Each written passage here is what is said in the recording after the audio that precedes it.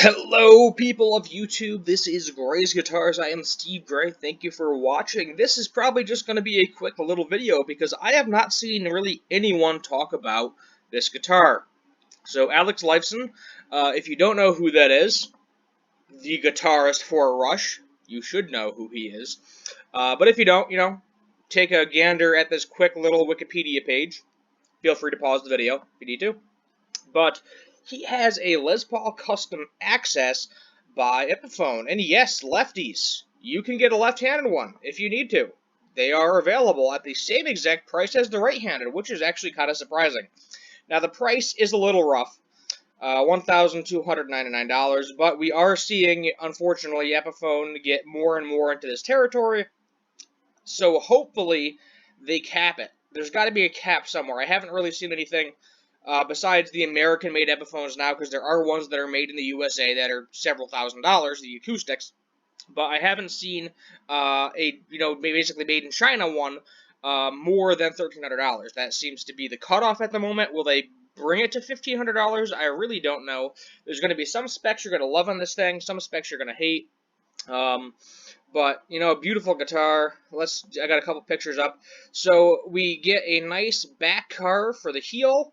We also get a very nice belly cut, which you don't see on all of the Axis. Even the Gibson ones, I believe, some of them do not give you the belly cut. And a lot of people, he's an older gentleman. He's got a little bit of a gut. I have a gut. A lot of people have a gut these days.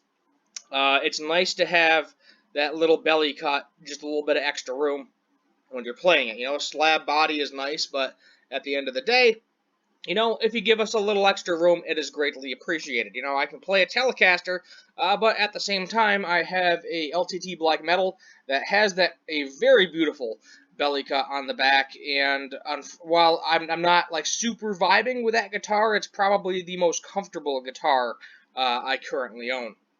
So let's go ahead and take a look here. So a stunning, versatile Les Paul custom made in collaboration with the Rush legend. His work with Rush across several decades, Axel Lifeson has refined the boundaries of progressive rock guitar with playing that soars beyond the drama of the bluster to reveal truly stunning veracity that has been praised and admired by fans and players of all stripes, created through extensive work with him and Gibson. The Epiphone Access Custom similarly redefines the boundaries of the classic Les Paul. In an accessible, versatile package, this guitar carries all the traditional tones that have made the Les Paul legendary. That's a lie. I'll explain why that's a lie in a minute. Along with the unprecedented levels of sonic and performance agility, the Axel Les Paul Custom carries a powerful Epiphone Ceramic Pro neck and Pro Bucker 3 bridge pickup with push-pull coil splitting. On the volume controls, along with the Floyd Rose 1000 series, so decent. We'll explain that in a minute too. World's most effective vibrato. Along with this, the Les Paul Custom Access still presents the timeless Les Paul look that has been a classic for more than 60 years. A hardshell case is included. Let's see if it's a fancy hardshell case. We're going to go through the pictures. Basic Epiphone case. I know nothing too fancy there. So, Les Paul body. We have a quadruple A quilt maple veneer. It doesn't specify if it's a maple top, but you do get a maple veneer. Basically, if you don't know what that is, I've explained it before. It is a very thin piece of very high-grade maple. So it looks really, really nice, but they cut it super, super thin, like paper thin or less, to give you that quality without having to use, more expensive wood. So multiply top headstock, single ply fretboard with the binding. Body is mahogany. Body finish, everything is gloss. Let's go into the neck. So it just says profile is rounded. Doesn't really specify. You have a Floyd Rose R4 locking nut in gold. Set in glue access contour. 24 3/4, nothing different there. 22 frets. Gives the nut width. Ebony board, which is very nice to have. Medium jumbo frets. You got the large block inlays. Going out to the hardware, everything is gold. There's no pick guard. You have black top hat control knobs. Everything is black. The pickup covers are gold. The bridge is the Floyd Rose 1000. So the Floyd Rose 1000 is essentially the same exact specifications as the original German-made Floyd Rose. However, it is made in Korea. So I have never actually used a Floyd Rose 1000. I have heard they are very, very well made. Very, very good. Uh, but so basically, they are the second in line on the Floyd Rose. So you got the German Floyd Rose 1000. Then under that is the Floyd Rose Special. Then under that is your licensed by Floyd Rose.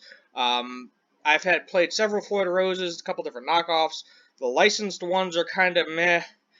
It's they have parts wear out a lot faster. You have to replace them. So once you have, brand new out of the box is fine, but everything is made out of a zinc alloy, which becomes a massive pain because it wears out a lot faster than steel.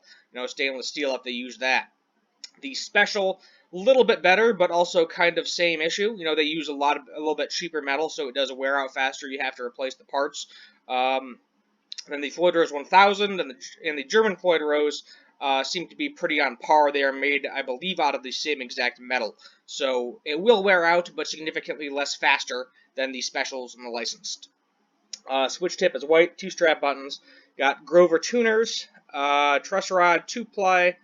Let's see, switch washer, black with gold. Mounting rings are black. Here's one of my biggest problems: is we can put Gibson humbuckers in an over $1,000 Epiphone. Why can't we? Why is it such an issue to put some burst buckers in there? Maybe a PAF, a 490R or something. You can mix them up the Gibson pickups. Who really cares?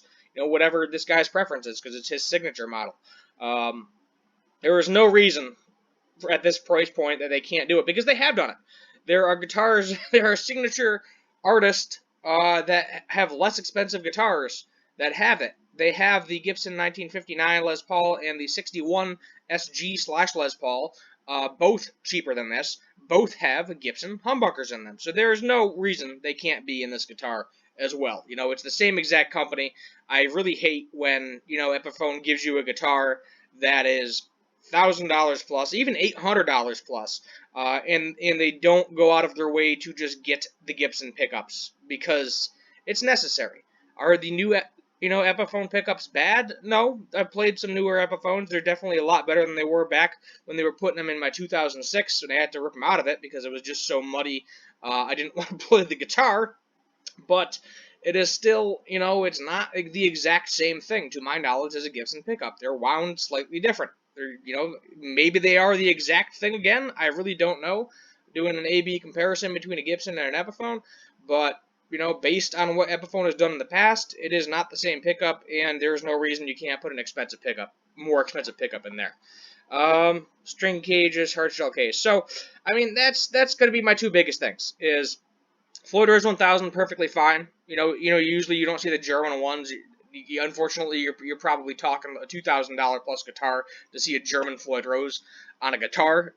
Most of the time, they will put the 1000s on them just because it's significantly cheaper. The pickups annoy the crap out of me. I'm not a big Floyd Rose person in the first place, but this thing just looks classy. I like the color, I like the finish. It is a nice looking guitar. Will I buy one for $1,300? No, not paying that price for an Epiphone. We'll never pay that price for an Epiphone. We'll never pay $1,000 for an Epiphone guitar.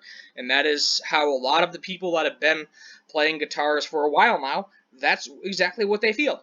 If I'm going to spend $1,299 on a guitar that in, a year or two, I'm going to find it on my local Craigslist for $600, why?